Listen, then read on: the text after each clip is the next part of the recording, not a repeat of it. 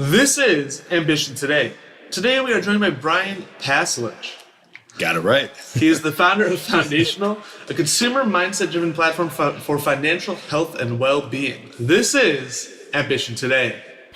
These are the entrepreneurs, creators, investors, and builders who ambitiously change to the world. Explore the hardships and heroisms of everyday life while we reveal the key moments to leave behind a lasting legacy. This is Ambition Today with Kevin Siskar. What's up, world? I am Kevin Siskar, and you are listening to Ambition Today. Make sure you subscribe to the podcast in your favorite app. Apple Podcasts, Spotify, Google Play, SoundCloud, Stitcher, Breaker, Anchor, really anywhere that you want to listen to podcasts. You can also check our website, siskar.co, and never miss an episode of Ambition Today. And also be sure to join the podcast back channel, the Ambition Today A-List, to get exclusive bonus clips, the single greatest piece of advice our guests have ever learned, and so much more. So many great founders are already members. And in case you missed it, last episode we talked to Matt Britton. He's the founder and CEO at Suzy, a platform being touted as Siri for brands. But today I'm excited. We are joined by Brian Pasalich. He's the founder of Foundational, a consumer mindset-driven platform for financial health and well-being. Brian, welcome to Ambition Today. Did I get your last name right? You got it right the first time, and then, of course, you blow it again the second time. But it's only taken 4 years. We'll get it right. That's my bad Buffalo grammar. So we're here in the heart of Long Island City. I know it's a big day for you, and I'm unfortunately going to date this episode for all of you listening in the future. But today, Croatia plays England in a semifinal for the World Cup. How are you feeling? How are the nerves? Nervous as hell. Woke up at 1:30 with images of the match, and one match at a time. Everybody's got the deck stacked against us, but you know what? We're the small country, 4 million, and you know what? One match at a time. We've made it to the top 4, and my goal is we can go all the way. So nice. Well, let's jump into the episode. Let's get into your background. Speaking of Croatia, where are you from? So, I am Croatian. Growing up, I've had kind of a unique childhood. I grew up between Chicago area and Croatia as a kid, going back and forth till I was 13. And then my dad decided to play a very cruel joke and retired in Montana. So he was a big game hunter, fisher. So having this very diverse, fun childhood, beaches of Croatia to a fairly big city, and all of a sudden now ending up in the town of 2,000 people in Corvallis, Montana. So while it was a culture shock from hell, and I was the Yugoslav, the commie, as they used to call me back then, and got a lot of shit for it, it was actually a great experience. You know, it's something that still love going back and seeing family today, and really enjoy it. But up there till graduated from high school and college, University of Montana, then moved out to Seattle. So nice. Well, it's interesting because, I grew up in Buffalo, but I grew up a little bit on the outskirts. It's interesting. Anytime I meet someone who's experienced and lived both rural life and city life, you're here in New York now, obviously, for years. What sort of balance do you think that brings to you that other people are just kind of like, fuck the other side, or like, I don't understand the Trump people, I don't understand the city people, the Hillary people. Like, there's just like people they just look past each other. But I feel like you have probably a very good common understanding of those two realities. Absolutely. It's funny. A lot of people look at my Facebook and they wonder what the hell, because I have a bunch of Make America Great friends on there that are Trumpers always, and then I have the far left that are fuck Trump. Yeah. And one of the things that's taught me is with being growing up between Croatia, Chicago, Montana, Seattle, here, is that people have different experiences. They come from different walks of life. And the biggest thing for me is, I've always had this childlike mindset where I always ask why. And I'm still haven't grown out of it. I mean, my partner gives me shit about it because I know more about his mother than he does. But it's I love to learn about people and really understand where they come from. And I think that's one of the things is, that's really set me in a different tone instead of being stuck in the ground with, here's my opinion, fuck you if you don't like it, to where I can actually see the other side. And collaboration, pragmatism, really pops in mind. And I love it. I mean, I still, like some of my friends, I'm like, what the fuck are you thinking? But at the same time, I love them to death. I can separate politics, religion, beliefs from who they are as an individual. Yeah, but everyone's a person at the end of the day. Exactly. So then you went to the University of Montana. You studied microbiology. Yeah. Again, interesting, because you ended up in finance. Yeah. So, why microbiology at the time? What were you thinking? Did you use it? How's it stayed with you? Yeah, it's funny. It's actually use it more now than before, mainly from the concepts and how you go about approaching things. But, long story short, I always wanted to be a doctor, ER physician. So 16, I was an EMT. 18, I was a paramedic. I was the youngest medic in the state of Montana, paramedic 111. I was the very first SWAT medic in the state. They actually sent me to Detroit and then to Bethesda for training. So as there's what we call, I say there's committed, there's crazy, and then there's Croatian. And for me, it was something that I was overcommitted, and I was in the Army Reserves as a flight medic as well. So by the time I graduated and was off to med school, I was burnt out. Every ER doc I had known had been divorced 3 or 4 times. They looked 10 years older than they were. And it was about money, but with student loans and what you make, I was like, shit, there's got to be something better. So for me, I literally stumbled into finance. I mean, it was like, wanted to help people, wanted to make a great living, and I wanted to control because I make a shitty employee. As you know, from these years, I tend to say what's on my mind and kind of speak pretty blunt. So that was the one thing that it worked out for me, where finance was a natural fit, and it was actually really helping. So yeah, well, I want to pause on that for a second because you mentioned you were a paramedic. You weren't just any paramedic; you were on the SRT team, which meant you were the medic who was trained and armed with a rifle to go into dangerous buildings with SWAT to help someone. And as someone who was a fireman for 8 years, I'm curious how this part of your life has impacted how you help and serve others today. Well, I mean, for me, it is. I get teased about this from my partner again.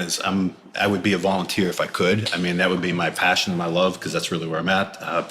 But one of the things it's taught me is the SWAT medic stuff really kind of let me push through fears a lot. And it was one thing on a 4-man entry team, we're the 5th man in. So, and back then the goal was not to kill somebody, it was actually to incapacitate them and then actually treat them. So things have changed a little bit there, but really it gave me kind of I don't want to say a mental fortitude to be able to just appear and approach anything. I mean, if you're getting shot at, now where you're sitting in front of a group of individuals or speaking to 400 individuals, like what the hell can happen? I mean, that's the one thing. I kind of trial by fire, got beat to shit that way. So it was a lot of fun. So it's like basic training. It was great too. So, well, it's interesting.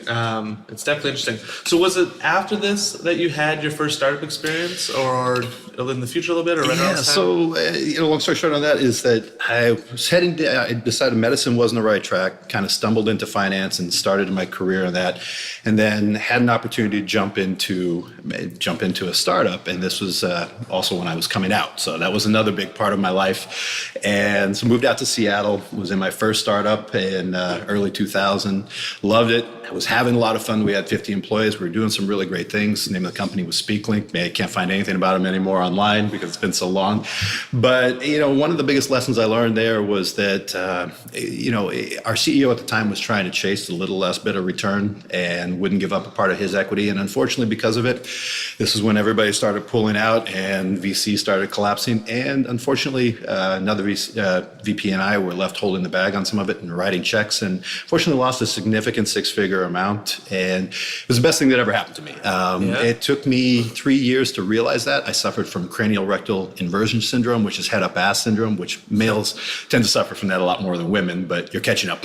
But, for me, it was the best thing because really I was responsible for what I did. I kept writing the checks. I'm the one that put myself from living in a very nice 5,000 square foot home to a friend's couch, learning how to make rice, breakfast rice, lunch rice, dinner rice. I'll give you the recipe later for those that are struggling entrepreneurs. And, it really taught me a few things. One is having to struggle because I've always worked my ass off, and, growing up from a mindset where my dad was one of those 10th grade education, but did very well, owned a couple construction companies, and was a hard worker and taught me that anything was possible. And so, I always busted my ass, bought my first property at 19 and started my first investment property company. But then from there, all of a sudden now shit got a little tough. I wasn't having money and bills were being, piled up. And so it did take me, a little bit. I built myself back. And out of that, I learned a very important lesson is that, this is where majority of Americans are. They're struggling with day-to-day expenses. And out of that, I created a financial literacy program where I've taught and spoken to over 10,000 individuals. And that's a big piece of my passion in giving back. Since then, I've also gone on and trained over 1,000 advisors in financial services and trying to hopefully impart some of that wisdom and really get them to focus on what makes a difference. And that's part of my big, what I call the BHAG, the big hairy ass goal around really making an impact. If we can impact 20% of those that are out there struggling with finance today, imagine the difference we can make, And so that was created from that really shitty experience back then, which when I say it's the best thing that ever happened to me, it really was. It also humbled me. I was a cocky kid. I always had to be number one at what I did. I finished top of my class as a paramedic in basic, and there was an arrogance, which is very common in Croatians, and so it was really humbling to stand up in front of people and say, "Yay, I failed. Yay, I fucked up." That took a little bit, and that's one of the other things that it taught me, which actually was getting great with failure. Getting good with messing up and looking messy, not having to get it right. Like sitting here, I'm probably blabbering on and looking like a mess, but at the same time, I don't give a shit. Some will like it, some won't, so what? So. Nice. So I think that's a pretty amazing story, but also a really good segue and a complete understanding of how you would then end up in financial advising after some of those choices, right? So microbiologist, paramedic, startup founder, you enter the world of financing. I think you just said a few stats, right? But tell us a little bit about that journey in your financial career. I know you were a partner at New York Life, a VP at Mass Mutual. Tell us a little bit about that journey over the last 15, 20 years. Yeah. So, starting off, what I realized is finance, I knew nothing of it. My degree's in microbiology, right? But I knew a little basic stuff. And what I realized is that as a doctor, if someone's miserable and sick, I patch them up and I send them on their miserable way. And my parents, God love them both. My dad, growing up, it was really rough, and mom and him shouldn't have been married, right? And unfortunately, my dad controlled my mom for years because of the finance, and she was afraid to walk away. But that said, she left when I was 14, and we raised my sister and I on our own. Worked as a school cook for 18 years to take care of us up every morning at 5. And so I learned firsthand how living a good lifestyle, and then all of a sudden seeing a parent that really was struggling to provide for us, never once bitched or did anything. Really how finances basically play into everybody's lives. I mean, how many relationships are ruined because of finance? How many parents and children fight? How many spouses and partners fight because of finance? And how many people wake up each day stressed about how they're going to pay bills, how it fucks up their life, and how they really can't think and dream bigger because they put these self-imposed barriers on themselves. Self-defeating thinking is what I like to call it. And I was like, all right, well, you know what? Maybe I can help with some of that. And so it literally was something where I can treat people and send them on their miserable way, or I can actually get to the heart of what, really matters with some people. And quite frankly, I've challenged people still to this day. Name one goal that you accomplish without money. And, it's taking money out of this pedestal realm and actually looking at it like building a house. The biggest thing we've got to have is a blueprint. And 90% of the population is walking around with no blueprint. They're basically just throwing shit together, trying to build their financial house. And so for me, it was, money is just the nail, right? It's a piece, it is integral, but it's not the most important piece. And really get them to focus on what is their blueprint, to get rid of the self-defeating thinking. And that's where I fell in love with it. I mean, I've created a lot of lifelong friends. I'd like to say I've saved a lot of marriages and, did very well in this career. And 2 years later, I got bumped and hit over the head and went into management thinking it was a promotion. So those of you that are thinking about that, run.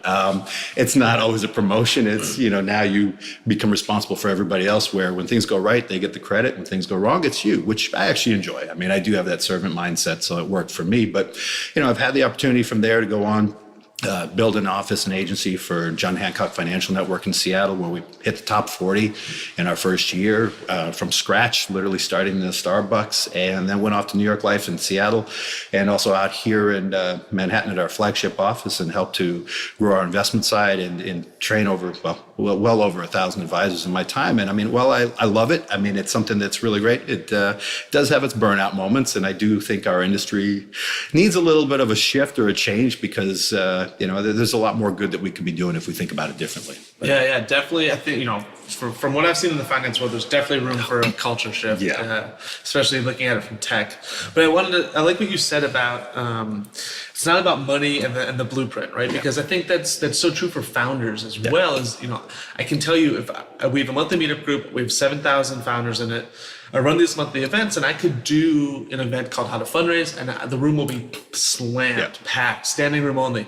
I could literally do another event that's like how to get free customers, right, and I'd maybe have like 40% of the RSPs show up, right? And so it's like people don't know what they don't know. I've said this on the podcast before, right? But there's so much work to do up front. You don't necessarily need money right away. Right.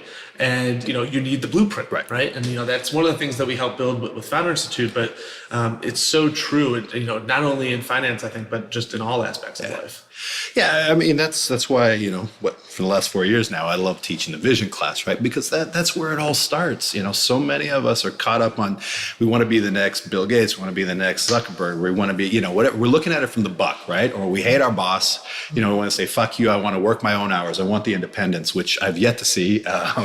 and we get in it for the wrong reasons, right? And that's why getting clear on vision has always been number one for me. I mean, and it's something, your personal vision, it starts there, and then it boils over to the business vision. But, I've seen a lot of founders that they try and start this business up that they think is going to be the next greatest thing, and all of a sudden we, delve into their personal vision. They have no clue. So the two aren't in line. What they're trying to do is not in line with who they are. They have no clue who they are. And that's why they don't end up anywhere. I mean, they kind of sit in neutral. So, that's something for me, getting clear as far as, but what the fuck do you want for your personal life? What does it take to be happy, not content? If you're married or have a partner or spouse, what is it that your life looks like? And I'm a big picture thinker, right? So what that vision looks like, then from there you boil it down to goals. Goals are really simple to create once you have a clear vision. Now you have your personal side done. Now let's start working on the business side. Because see, the business is just a way to get you to your personal. There are a few, maybe 1% that their business vision aligns 100% with their personal vision. That's the rare group, right? A majority of us, we use our business vision to really help us achieve our personal vision. I think that's something that people got to get okay with.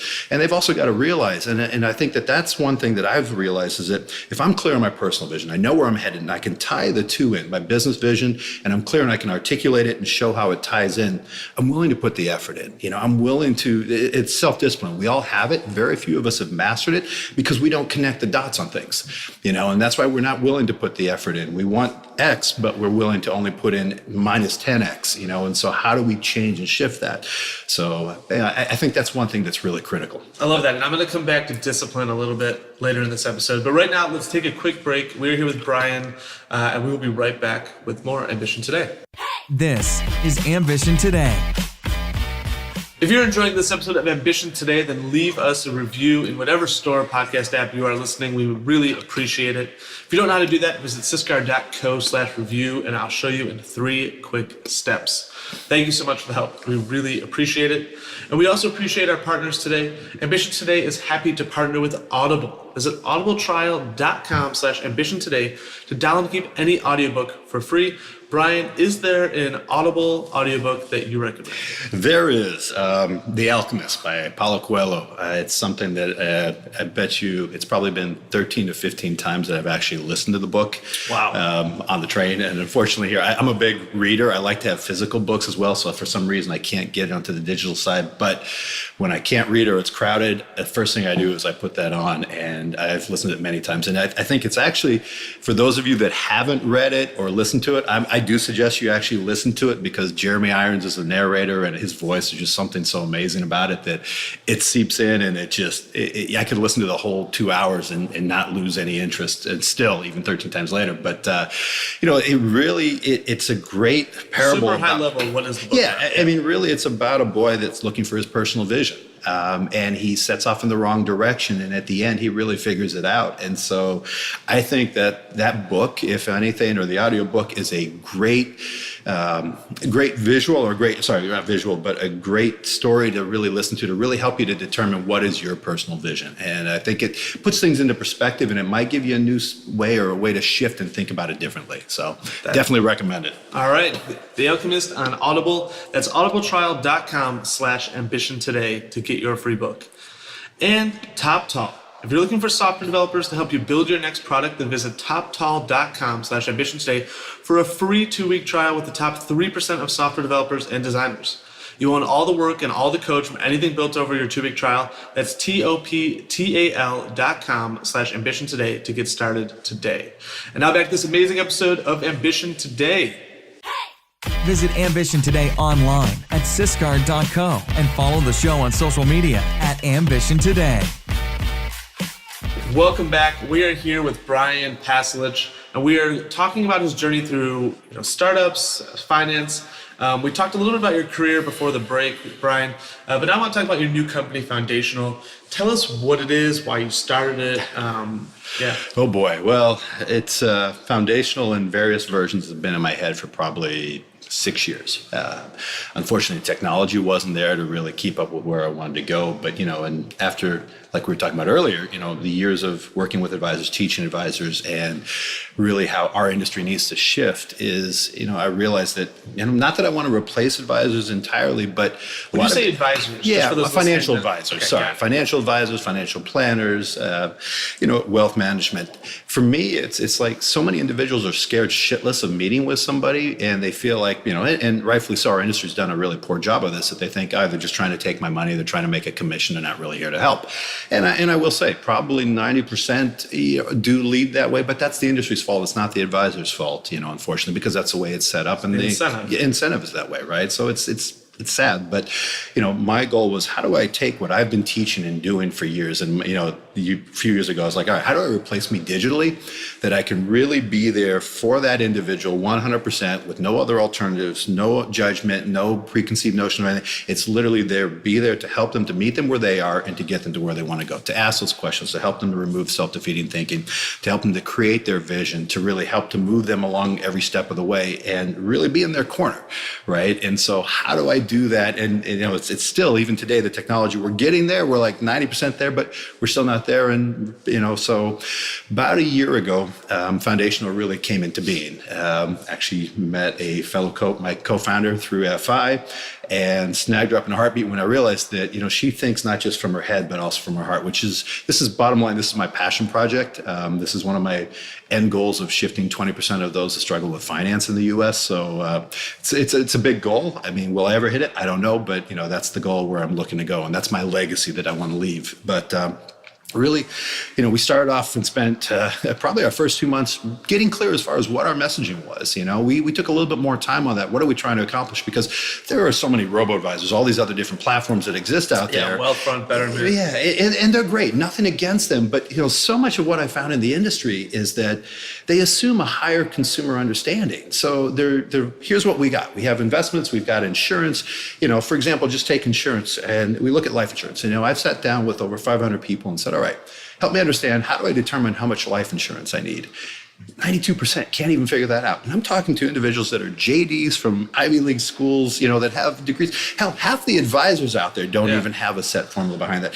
You say Roth IRA, and people's eyes just glaze exactly, over. Right? Well, should I do this or that? And so there's so many things in a way around it. And then, really it starts with, I don't even have money to save. So why am I even looking at this? Well, what are your goals? I don't know. Or I want to be rich. Or they're so vague, and there's, no clarity around things. So it's like, how the hell do you even start? And that's the biggest thing, is so many people get ready to get ready. Right? It's just like some entrepreneurs, right? They have a lot of great ideas, and it's one of the things that one of my favorite sayings is, like, the wealthiest place on earth is the graveyard, right? Because how many ideas there that go to the grave with people. Same thing here is like, I can't meet with an advisor till I'm ready. I've got to get ready to get ready. It's like, no, first thing is, no matter where you're at, if you're dead broke, living on the streets, or you've got 10 million sitting in the bank, first thing you got to do is get clear around what you want. What's your vision? And then start to create goals for that, then work backwards. See, everybody does it, in my opinion, back-asswards. We start managing the money and start there. The problem with that is that money's not fun. Money's a tool. And if I said, it's like bouncing a checkbook the years ago when we used to do that fucking sucked. We hated it. And so we would dread it. But that's because that's where it's focused on. It's all about the money. But if it's all about the vision and what you want, this is just one step of 90 steps to get to where you want to go. So it becomes a lot more manageable. It becomes a smaller task to accomplish. And so, our goal was really how do we create that? How do we create a system that meets consumers where they are? How do we not assume that they know everything, right? But really understand where they are. And if they know something, that's okay. If they don't, really educate them. And the goal is to educate them, but not to sway them one way or the other. I'm also a big Thaler fan with Nudge. Big plug out there for that book, because to me, I think it's an amazing book, and it's about nudging people to make the right choices for them, not to make the right choices for the company X or company Y, but creating the right, social architecture and creating the right language and really removing barriers and helping. And that's really what Foundational is set out to do. So, it's scary that in a relatively short period of time, because actually we're not even a year yet since we started in September, but, we created an idea, first thing, got our initial pitch deck done, got the shit beat out of us on it because I don't get it. Great. Tell me what you don't get. That's the best thing that ever happens. And we've really started to create a good advising team. And then from there, went off to design first wireframe. It was in that point that actually a friend of mine asked me to apply for Techstars, the new MetLife InsurTech program. And I'll tell you what, it was like, wait, we're not even ready. We're in ideation, right? We've got some really low res wireframes. And believe it or not, out of many applicants, we made it to the finals and we made it to the top 20. And about a month ago, I was able to pitch in front of the Chief Innovations Officer for MetLife US and MetLife Asia, and also fellow members with MetLife and Techstars. And we made it to, I don't know if I can share this. I know I'm not supposed to, but fuck it, I don't care. We made it to one of the 5 alternates. And so, which really, while we didn't make the top 10, yet, but at the same time, it was pretty damn cool to show that, our idea's in the right place, we're heading in the right direction, and you never know. And, quite frankly, both my co-founder and I, we went in there with, fuck it, let's go for it. We're going to get beat up, but it's a great experience. And that's something that, I think a lot of entrepreneurs struggle with is like, they want to get it right. They got to get it perfect. It's like, I'm not ready to release my baby yet. It's that proud parent syndrome that I like to talk about. And it's like, you never know. I mean, shit, we had a bunch of balsamic, wireframes, and we went in there and, to make it through each step, every time we're like, shit, we made it through that round, next round, and so on and so forth. And so, it was pretty impressive. And just to know where we're at, it was just great validation. And you know what, even if we blew it, it was great experience, and it really pushed us to do things that we might not have done. Yeah, well, I mean, it's good validation. It's good that you got the feedback. You're iterating on the feedback, right, in real time. You're open to it. That's great. It sounds like you guys are on the right track, and I'm really excited to see where this grows, where it evolves to. It's amazing. Continuing on that thread of putting you in an app, essentially. Yeah. Scary. Yeah. You've worked a lot with founders over the years. I've seen it firsthand during your time at Founder Institute, mentoring. One of the things I admire of your teachings, your stories, is your emphasis on not only mental grit, but also mental health as a founder. So can you tell us a bit about your daily, weekly routine? Any tips you have for others? How do you think about this? How should other founders be thinking about this? For me, it all starts mental, right? If I'm not taking care of my health personally, and what I mean is mental health, and in mental is physical for me as well, too. I can't do anything, and I see so many of us that, suffer these sleepless nights, and I know I've had many of them as well too, but, go eat shit just because we're so busy, we can't run to do something, and we don't work out, we start to put on weight, all these things, and all it does is starts to create, again, this self-defeating thinking. It starts to put shit on top of our brain. It starts to cloud things, and in my opinion, it pulls us further and further away from our end goal. And so, I'm a little bit of a health nut, and not from a point of looking good from I have to, put an external image, but for me, it's how I feel. It's something that I've been working out since I was 14. I'm addicted to it, I will say now, but, my normal daily routine is I'm up every morning, usually 5:36, listening to a little BBC NPR, and then I go right into glass of water, go downstairs and hit the treadmill. And first thing I do is I do my cardio every morning, at least 5 days a week. And then in the afternoon, I hit the gym at least 4 to 5 days a week. It's become a very big routine. And that's something that, so many people, they sacrifice themselves for others, or they sacrifice themselves for their company and things. The thing is, the company's going to be there. The others will be there. Your health, if you're 50 and all of a sudden you had a heart attack, you got diabetes, and you really can't enjoy it, like, what good is life? And that's the thing. My goal is to live to 126. I want to see the year 2100. I'm a huge sci-fi fan. And so to do that, I've got to take care of self, so it's what goes into my body. It's also, and trust me, I love my pizzas. I love my Haagen-Dazs. It's my one weakness. But that's why I work out, so that I can eat those things. But it's in balance, right? It's one of those things like create the right habits, and habits are such a key thing. And it starts with simple things, Yeah, how do you create a habit? Long ago, I learned it's not trying to do, so many people, and I've worked with a lot of individuals years ago as a trainer as well, and while in college. And what I've seen is a lot of people try to do everything at once, right? I'm going to get on a good diet. I'm going to work out. I'm going to run. I'm going to, do this, and this. And what happens is they start, and 3 weeks later, they're dead. So it depends on who you are. There are some people, it's that you give them everything and they're off and running. The others, that they need an accountability system or accountability partner that holds them accountable every step of the way, that beats them upside the head. Each one of us is different. So it's first, if you're that person that challenges with or struggles with following through, start with something simple. It's weird, I joke, but flossing my teeth every night before bed. There's nights I'm like, shit, I'm so tired. Last thing I want to do. But it's become such a habit, right? It's like brushing your teeth. It sounds weird, but something simple like that, it creates a check mark in your brain that's like, all right, that's one thing that you can do consistently. So it starts to build a foundation for habits. Then you add another thing on top of it. It's making my bed every morning when I get up. I hate it, but you know what? That's another habit. Little things. And what happens if you can stick to it, hold yourself accountable for 4 weeks. What I've seen is it becomes part of your process. It becomes a daily life. It's, for me, the glass of water every morning. I wake up, the first thing I do before I brush my teeth is the water. Then, so I've created these series of habits that weren't all at once. It was little by little. And it's also get rid of the all or nothing. I think many of us live our life that way, where if I'm not doing everything, fuck it, I give up. I'm gonna eat the pizza now. Yeah, right, exactly. Even if you can only get in the gym once a week, start there. Don't say I'm gonna go 6 days a week if you can't do that. But the other thing is you've got to schedule time. I've been, for years, I've always harped on my advisors about this. The first thing is scheduling time with yourself, right? Yeah. Scheduling time with your spouse or partner. Do you keep a calendar? How do you go about that? I do. For years, I keep in my calendar like my gym time in the morning, my gym time in the afternoon. And I will tell you, I don't care who the person is. If they have an appointment with me and they try to schedule it during my gym time, it's not going to work. I've made that for me my religion, right? And so I let people move around it. But I also put my calendar out there for those that schedule appointments with me, so they just see it's just my time is blocked off. That's one thing, is if it's that important to you, block it off. Don't compromise. Because see, if you compromise on yourself and your health, where else are you compromising on? And it's going to carry over whatever you do in your personal life does carry over to your business life. People see that. And what I found is, people that don't respect it, excuse my language, but fuck them. They don't get it, and there are enough people that do respect it that can work with. But start simple, start small. I write down my goals. I always start with that. I used to set yearly goals, 5-year goals. 12-week year, it's a concept that's been around in a lot of coaching concepts around 90 days, is taking your goals, break them down in 90 days.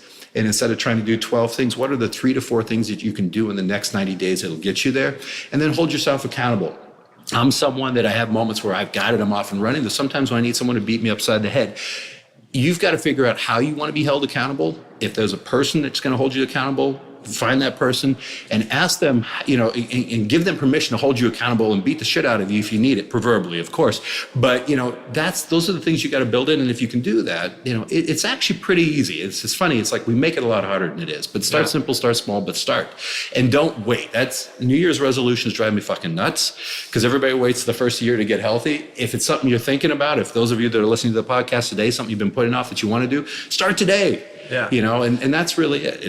And I think, a few things there, right? So like the simplest way to go about this is, and I've seen people start with this, is literally set a reminder, do something in the morning, or set it next to your bed. Yeah. Just wake up before you do anything else, take a drink of water. Yep. And just do that for a month. Yeah. So simple, but also really hard. I've tried it. Yeah.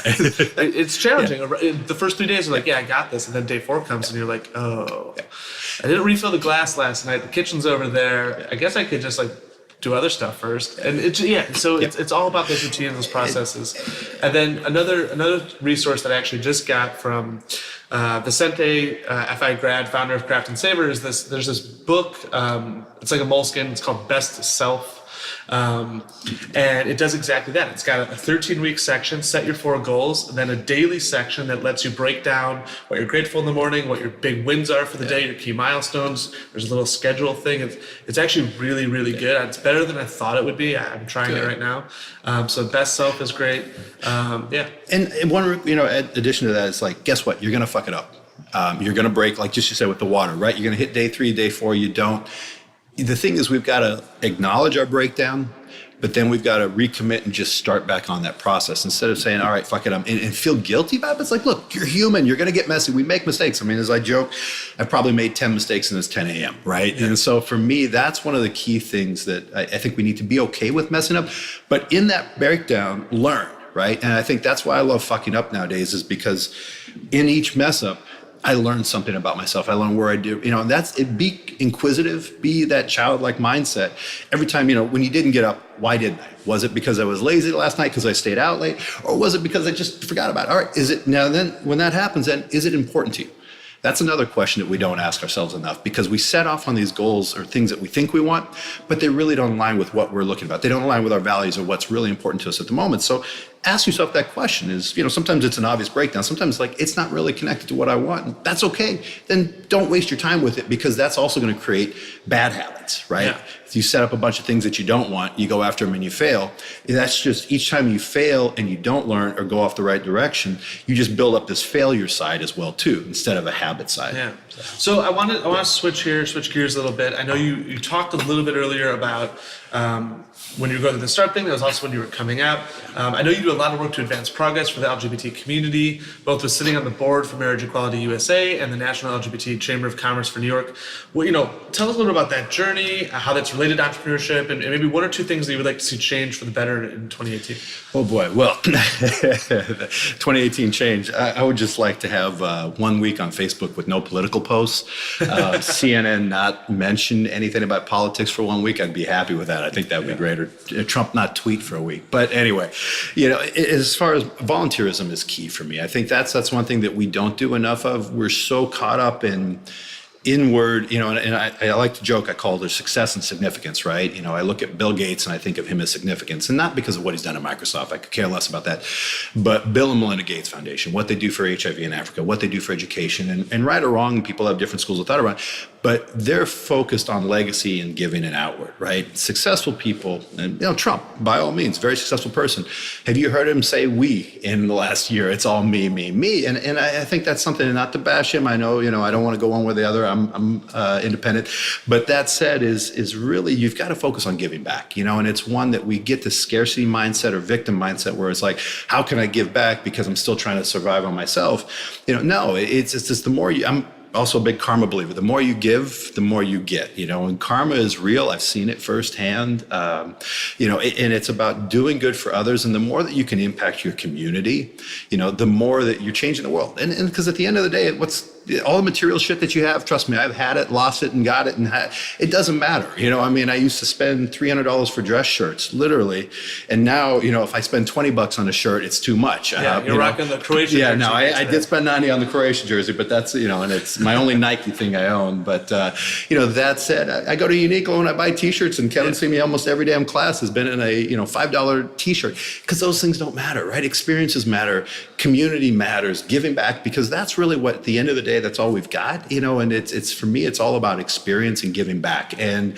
the more that I can leave a mark, make an impact, and it's not about, maybe there's a little self thing in here where I want to be remembered by doing well, and so I think it's important to give back to your community. And it's amazing the people that you connect with. And I think it'll also help align for founders, is that if you focus on that, what'll happen is that permeates itself into your business world. And there's a lot of startups out there that are just focused on a buck that actually aren't doing good, or by doing well. So it's like that starts to carry over. And imagine if majority of, we start tipping this curve now where majority of entrepreneurs and startups, they're focused on making life better, making things better for the world, for the community, for things, even if it's your community is only 1,000 people, but you're making the world better there, the impact that it makes. And that's all it takes. It's just that each one of us shifts one.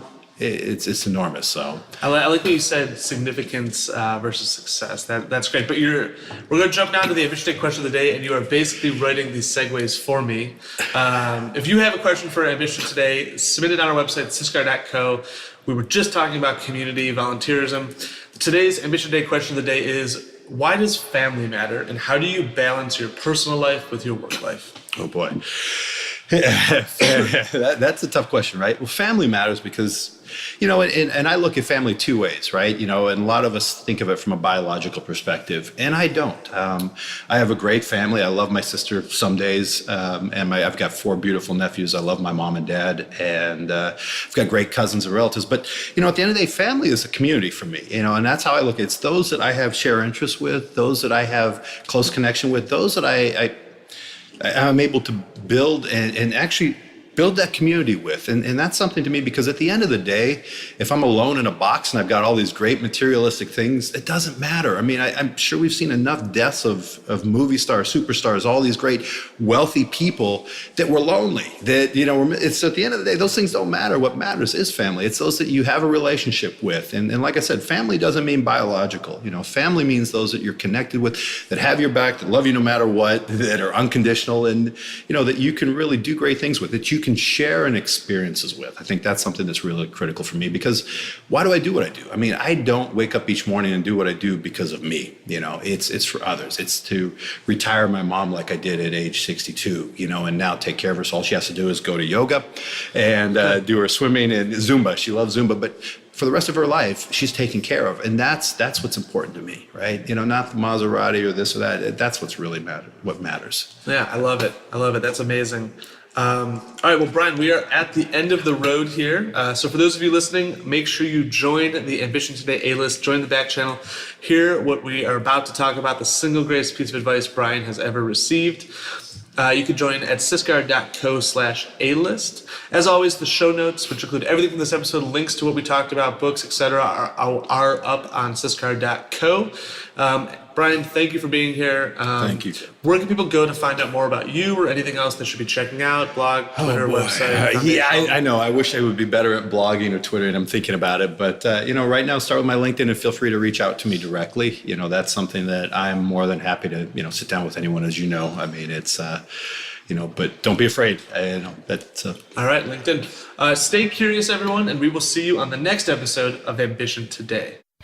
Thanks for listening to Ambition Today. Be sure to visit syscar.co to get all the information from this episode and more great content. Until next time, stay curious, everyone.